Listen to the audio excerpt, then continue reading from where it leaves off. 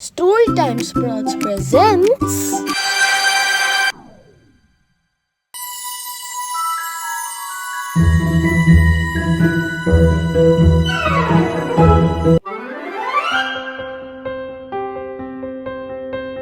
एक समय की बात है। दुनिया के सबसे सुंदर गांव जिसका नाम रंगा था, उसके नजदीक एक बहुत ही सुंदर पहाड़ था। वह पहाड़ उस गांव की सुंदरता को दोगुना कर देता था। लोग दूर दूर से उस गांव में आते। उस गांव का मौसम हमेशा सुहाना रहता था। वहां के मौसम में हमेशा संतुलन बना रहता, ना कभी ज्यादा बारिश होती, ना कभी ज्यादा गर्म होता और ना ही ज्यादा सर्द होती। ऐसा मौसम का संतुलन दुनिया के किसी भी कोने में नहीं हुआ। ऐसा कहा जाता है कि उस गांव का संतुलन बनाने में उस पहाड़ का हाथ था। ऐसा कहते हैं कि उन पहाड़ों में एक प्रिंसेस रहती है जो आसपास के मौसम को काबू करती है। लोग ऐसा भी कहते हैं कि उस प्रिंसेस जैसी सुंदर कोई नहीं। लोग उन्हें जादूगर प्रिंसेस भी कहते थे। लेकिन ये सब बातें लोगों ने सुनी थी, असल में उन्हें आज तक कोई देखा नहीं था। सब आपस में खुश थे। लेकिन अचानक एक दिन खूब गर्मी पड़ी। गर्मी इतनी भयानक थी कि लोग परेशान हो गए थे। ऐसी गर्मी आज तक कभी भी नहीं हुई थी। गर्मी के बढ़ने से अचानक नदी में बाढ़ आ गया।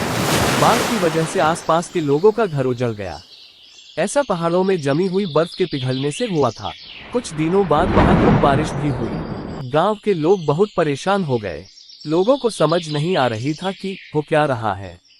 कुछ लोगों ने कहा कि यह राजकुमारी का श्राप है और कुछ ने इसे मानने से इनकार कर दिया। लेकिन गांव का एक नौजवान लड़का जिसका नाम अलारिस था, उसने चुपके से निर्णय लिया कि वह अकेले उन पहाड़ों में जाएगा। अलारिस रात के अंधेरे का इंतजार करता है और रात होते ही गांव से निकलकर पहाड़ की ओर जाता है। रास्ते में उसे बहुत सारी चुनौतियों का सामना करना पड़ता है। अलारिस सारी चुनौतियों का सामना करके पहाड़ के बीच में पहुंच जाता है।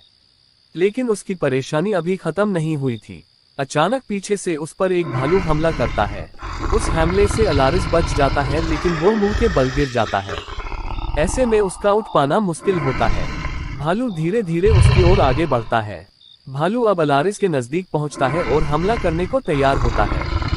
भालू हमला करने के लिए पंजा उठता है कि तभी अचानक बहुत सारी मधुमक्खियां उस भालू पर हमला करती है, जिससे भालू वहां से भाग जाता है। अलारिस की मदद के लिए एक सुंदर सा हाथ उसके सामने आता है।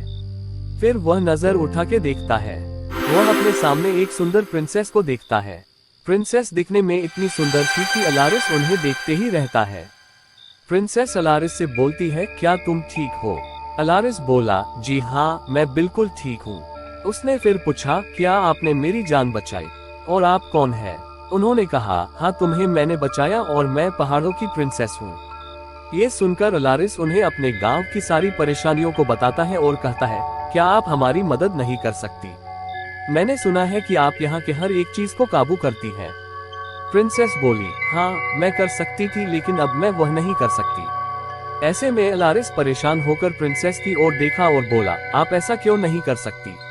नीचे गांव में सब परेशान है। कभी वहाँ गर्मी होती है तो कभी सर्दी, और बाढ़ से लोगों के घर उजड़ गए हैं। प्रिंसेस बोली, मैं ऐसा इसलिए नहीं कर सकती क्योंकि मैं आजकल उदास रहती हूँ।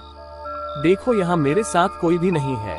प्रिंसेस ने बताया, एक दिन मैं नीचे गांव में गई थी। वहाँ मैंने लोगों को आपस में मजे करते देखा। वे सब कितने खुश थे। यहाँ देखो, यहाँ ऐसा कोई भी नहीं जिसके साथ मैं खेल सकूं और मजे कर सकूं।